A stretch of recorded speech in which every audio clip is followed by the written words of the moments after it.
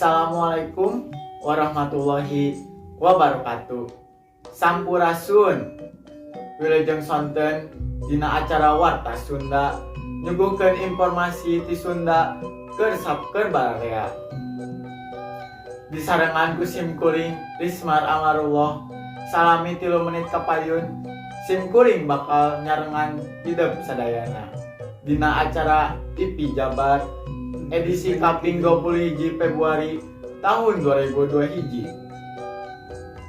Dinosaurus salah sahiji tempat pintonan dinosaurus di Bekasi ayeuna jadi pangjugjugan bararea kaasup pangjujugan pikeun ngabuburit.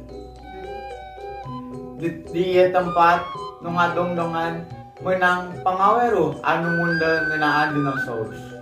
Pikaresepeun kitu pisan wahana dinosaurus di hiji mall di Bekasi teh. Teu kudu heran mun eta pintonan teu meleh handeuteun ku nu lalajo.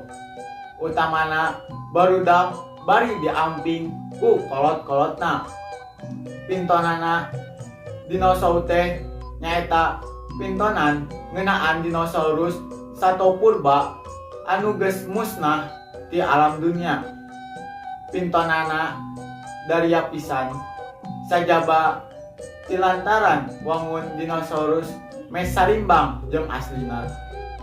Oge lantaran dironjong ku sound effect nu matak hookeun. Seri jeung Risma warga Bekasi ngaku lalajo dinosaurus teh resep kacida. Pangna kitu teh dume dinosaurus teu beda ti gambaran nu aya dina sawatara film antara bisa seri, baeud, bunga, sedih, jeung sajabana. Eta sababna mun aya waktu manehna sok ngahaja lalajo bari sakalian ngabuburit. Mun tayah harungan mah eta pintonan bakal aya di Bekasi tepi ka tanggal 15 Juli nu bakal datang.